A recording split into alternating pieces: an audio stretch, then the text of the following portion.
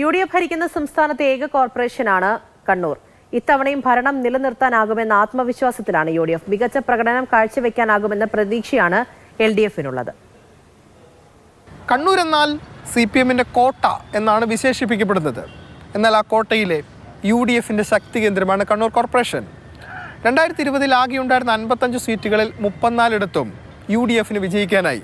19 സീറ്റുകളാണ് LDF-ന് നേടാനായത്.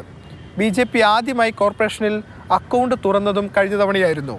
കോൺഗ്രസ് വിമതനും കഴിഞ്ഞ തവണ വിജയിച്ചു. വാർഡ് വിഭജനത്തോടെ 55 സീറ്റുകളിൽ നിന്നും 56 വാർഡുകളുടെ എണ്ണം ഉയർന്നു. സംസ്ഥാനത്തെ ഏറ്റവും പ്രായം കുറഞ്ഞ കോർപ്പറേഷനാണ് കണ്ണൂർ. 2015 നഗരസഭയായിരുന്ന കണ്ണൂരിനെ കോർപ്പറേഷനാക്കി ഉയർത്തിയത്. കോൺഗ്രസ് വിമതന്റെ പിന്തുണയോടെ ആദ്യം LDF ഭരണത്തിലേറി. പിന്നീട് ഇന്നുവരെ UDF-ന് അനുകൂലമാണ് ജനവിധി.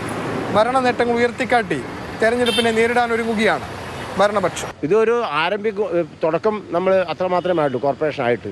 പക്ഷേ മറ്റു കോർപ്പറേഷനെ അപേക്ഷിച്ച് ഏറ്റവും നന്നായിട്ട് പദ്ധതികൾ ആസൂത്രണം ചെയ്യാനും അത് നന്നായിട്ട് കൊണ്ടുപോകാനും കഴിഞ്ഞു എന്നുള്ളതല്ല.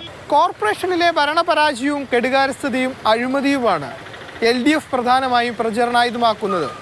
സംഘടനാ സംവിധാനത്തിന്റെ ബലത്തിൽ മികച്ച പ്രകടനം കാഴ്ചവെക്കാനാകുമെന്നും പ്രതിപക്ഷം കരുതുന്നു. UDF-ന്റെ ഭരണം എന്ന് പറയുന്നത് അഴിമതിയുടെയും പിടിപ്പുകേടിൻ്റെയും കെടുകാര്യസ്ഥതയുടെയും ഒരു ഏറ്റവും ശരിയായ ഉദാഹരണമായിട്ട് മാറുന്ന കാഴ്ചയാണ് ഈ കഴിഞ്ഞ 5 വർഷക്കാലത്തിനിടയിൽ നമ്മൾ കണ്ടിട്ടുള്ളത്. അപ്പോൾ ഇത്തരത്തിലുള്ള ഒരു പരാജയം, ആ പരാജയം തീർച്ചയായിട്ടും അതിനെതിരായിട്ടുള്ള ആ ജനരോഷം അത് ഈ തെരഞ്ഞെടുപ്പിൽ പ്രതിഫലിക്കുമെന്ന് തന്നെയാണ് ഇടതുപക്ഷ ജനാധിപത്യ മുന്നണി എന്നുള്ള നിലയിൽ ഞങ്ങൾ കരുതുന്നത്.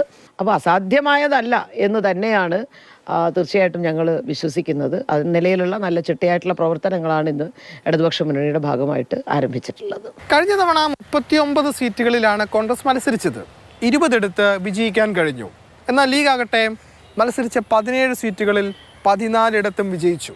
അതായത് സ്ട്രൈക്ക് റേറ്റിൽ കോൺഗ്രസിനേക്കാൾ ബഹുദൂരം മുന്നിലാണ് മുസ്ലിം ലീഗ്. ഈ സാഹചര്യത്തിൽ ഇത്തവണത്തെ തെരഞ്ഞെടുപ്പിൽ കൂടുതൽ സീറ്റുകൾ ആവശ്യപ്പെടാൻ ഒരുങ്ങുകയാണ് ലീഗ് നേതൃത്വം.